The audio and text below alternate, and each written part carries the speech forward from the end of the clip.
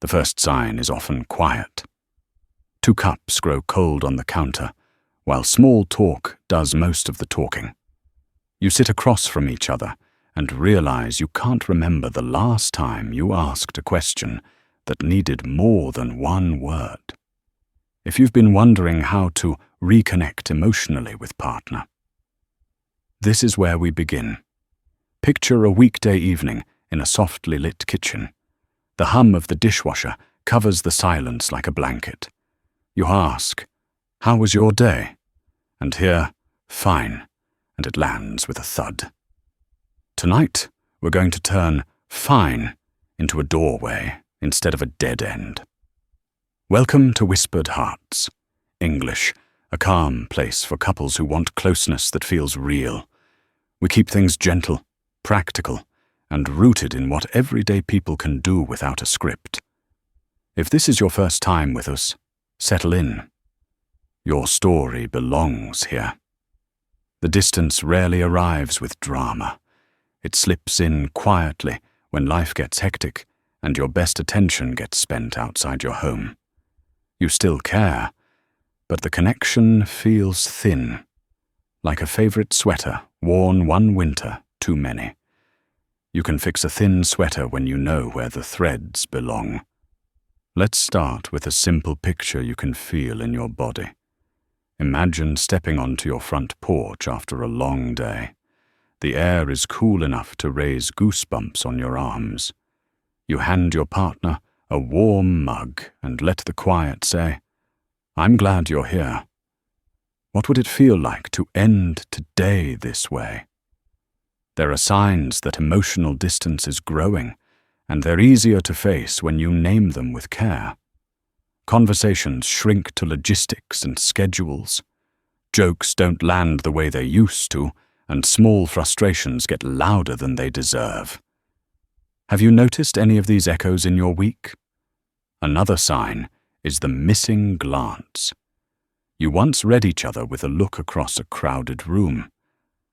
Now you miss the cue and wonder why you feel alone while standing side by side. It doesn't mean you're failing. It means your attention has been pulled thin, and attention is the oxygen of connection. Before we shift, I want to offer a small curiosity that can change everything. There is one question that turns distance into closeness faster than most others. It's short, soft, and specific. Are you ready for it?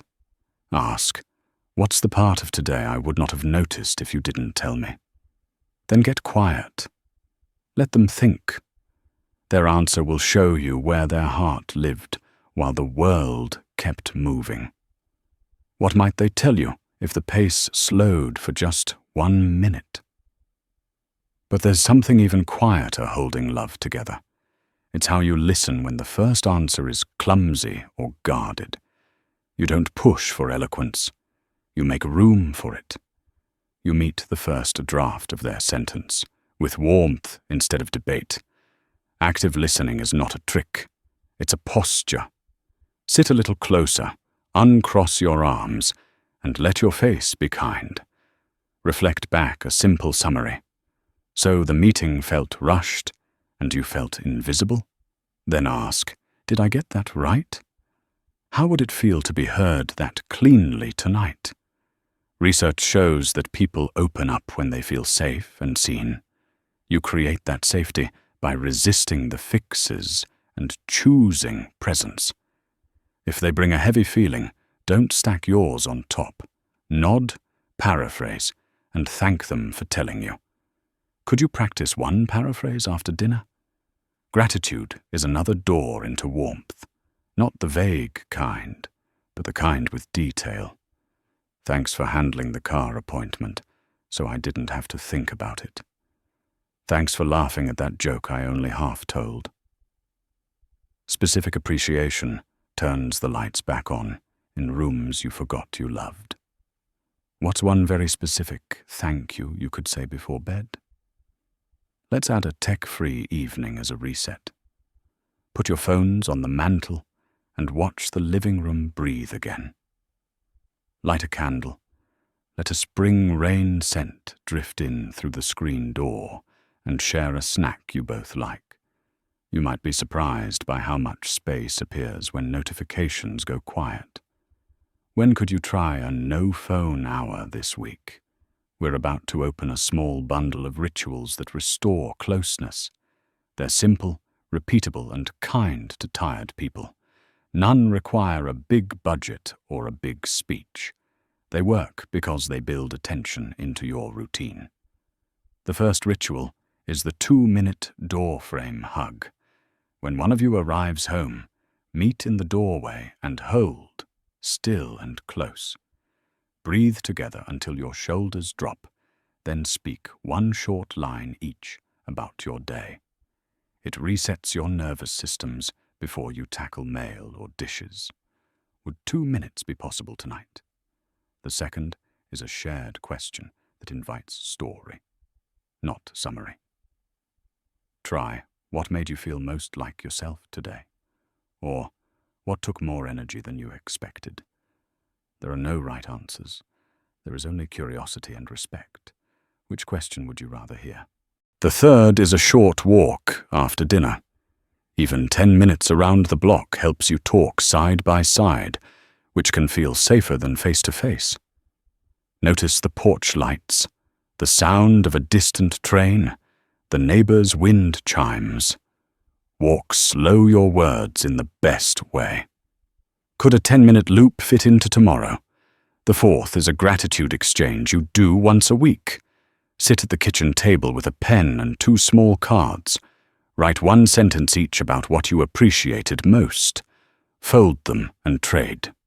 Put the cards in a bowl where they can be found on hard days. Which night could be your gratitude night? The fifth is a gentle winding down ritual. Turn off harsh lights and switch on a warm lamp. Read aloud 1 page from something you both enjoy, or listen to a short song that calms you. Winter loves heavy socks and cocoa. Summer loves open windows and a fan's steady hum. What would your version of slow down look like? Before we move on, a small invitation to check in with yourself. Have any of these rituals stirred a memory of what used to feel easy? Which one feels lightest to start? Now for daily care, because consistency builds trust.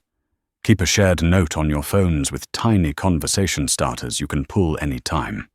Add lines like, "Tell me about the moment you laughed today," or "What did you learn about someone at work?" Small prompts keep depth within reach. Which prompt would you add first? Add a 3-minute evening review that ends with warmth. Sit on the couch and answer 3 questions. What worked today? What felt heavy? What's one thing we can do to help tomorrow's version of us? You're not solving, you're aligning. When would 3 minutes feel easiest? There's a reason these habits matter. Emotional connection in relationships grows when your words and actions say, "I notice you." It's less about grand gestures and more about quiet focus. Over time, the quiet rewires how your home feels. What would it be like to live in a house built on gentle focus? Let's talk about repair, because even the closest couples bump into each other. Healthy repair starts with safety and specificity. Try this sequence when a snag appears. Pause your tone, name your feeling, ask for a small action, and offer 1 you'll take 2. When plans shifted, I felt tossed. I'd love a quick heads up next time. I'll do the same. How would your body feel if you heard repair offered that simply? Before we widen to shared experiences, here's a teaser to keep in your pocket. There is a 5-word sentence that softens nearly any hard moment. It realigns you on the same side of the table. Want to know it? Say, "I'm on your side here." It's not a solution. It's a flag planted in shared ground. From there, even tricky talks feel less like a test and more like a team huddle. When could you use that line this week? Shared experiences deepen the bond in quiet ways. Take a short drive on a summer evening and split a milkshake at a place with squeaky stools. Visit a used bookstore on a rainy Saturday and read first lines to each other until a sentence makes you both smile. You're building new stories that ask to be told again. Which small outing would you enjoy? Micro-adventures don't need a season, but seasons can guide them. In autumn, walk where leaves sound like paper under your shoes, and trade one hope for the month ahead. In winter, pull on thick scarves and hold hands while your breath curls into the air. In spring, roll down windows and let fresh air comb through a long week. Which season makes you feel most alive? Deep conversations with partner do not require hours. They require presence and a good starting line. Try, what recent worry have you carried alone? Or what part of your life isn't getting enough light?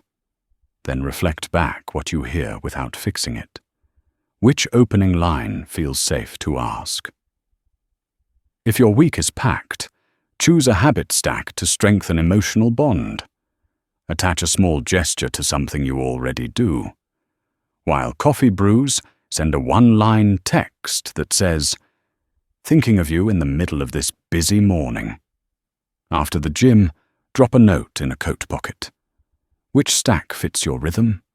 Sometimes the block isn't time, it's fear of not getting it right. So lower the bar until it's kind. Aim for repeatable, not impressive. Your partner doesn't need a poem. They need 10 words that sound like you, spoken at a pace that lets them land. What 10 words could you offer tonight? Let's layer in a daily question that keeps intimacy alive without pressure. Is there anything you want me to know before tomorrow starts? It's an open door at the end of the day. If they walk through, meet them with patience. If they don't, let the open door be enough. How would it feel to be asked that question? You may notice fresh energy as these practices settle in.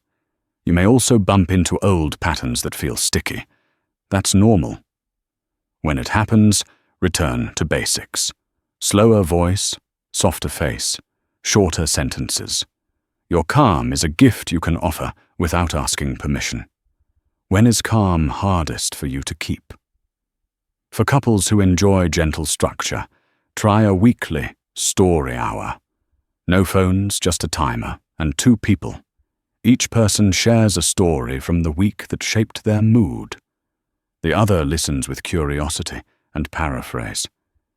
End with one sentence of admiration. Which evening could hold your first story hour? Admiration matters more than we think. It names the quiet wins and the invisible work. I saw how you handled that call with grace. I noticed how you made time for our kids' project despite the deadline. Admiration tells your partner, I see you, and I like what I see. What recent win could you admire out loud? There's also power in revisiting a favorite place. Return to the trail where you took a photo that still hangs on your fridge. Order the same sandwich from the tiny cafe with the chalkboard menu.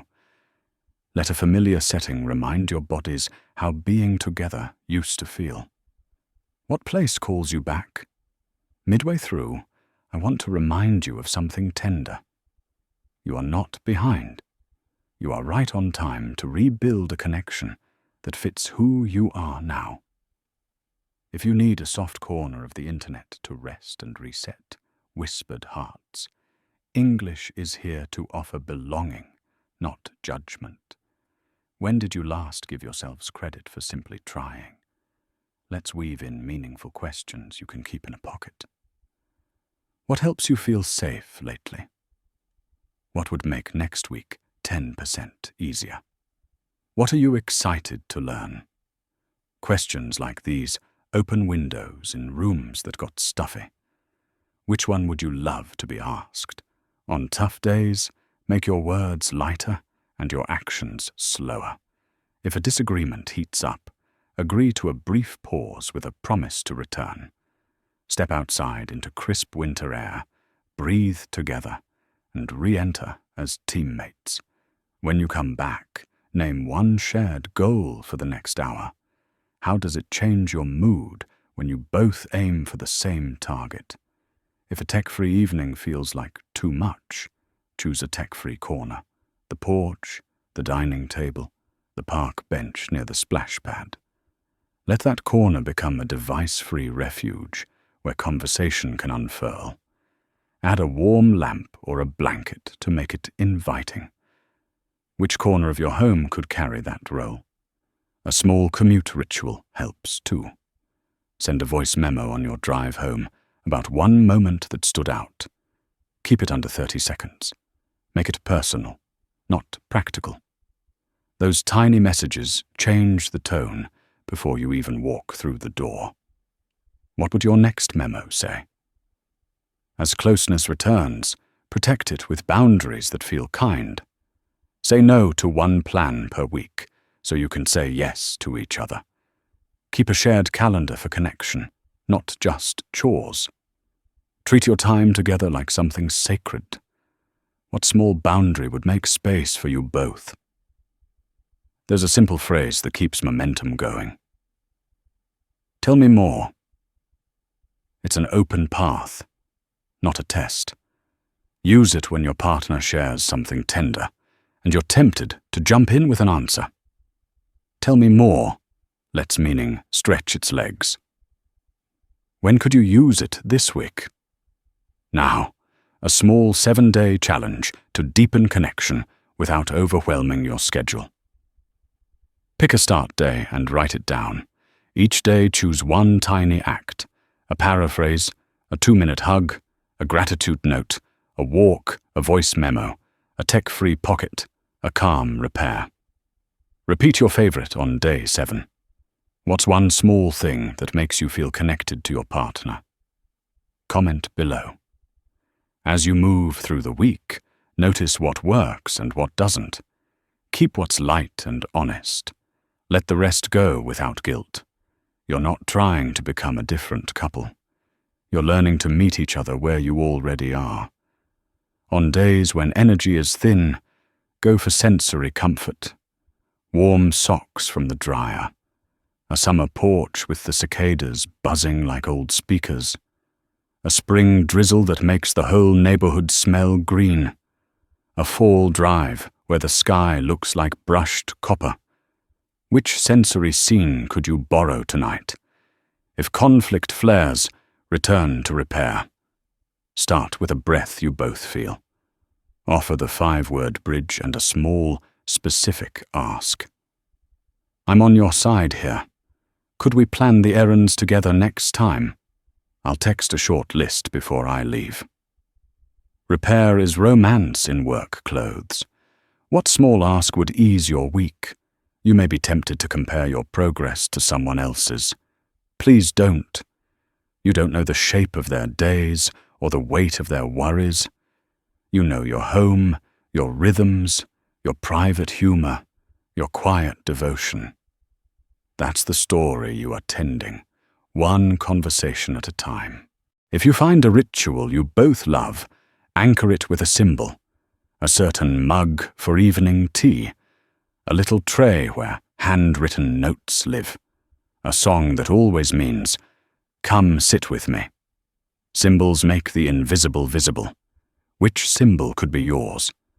Before we close, hold this truth close. Emotional intimacy tips are only as good as the kindness that carries them. Go slow. Practice small. Celebrate effort. Your relationship is not a performance. It's a living room with the lights on and 2 people showing up. Thank you for sharing this time. If our words steadied your steps, know that whispered hearts. English will keep a light on for you. You can come back when you need a reminder that closeness doesn't require perfection, only presence. What will you try first? The distance didn't arrive in a day, and it won't leave in one. But it can change, because attention changes everything it touches. You already have the tools you need: curiosity, patience, small courage. When you're ready to begin, remember this promise to yourself and to each other. You can reconnect emotionally with partner. One gentle moment at a time.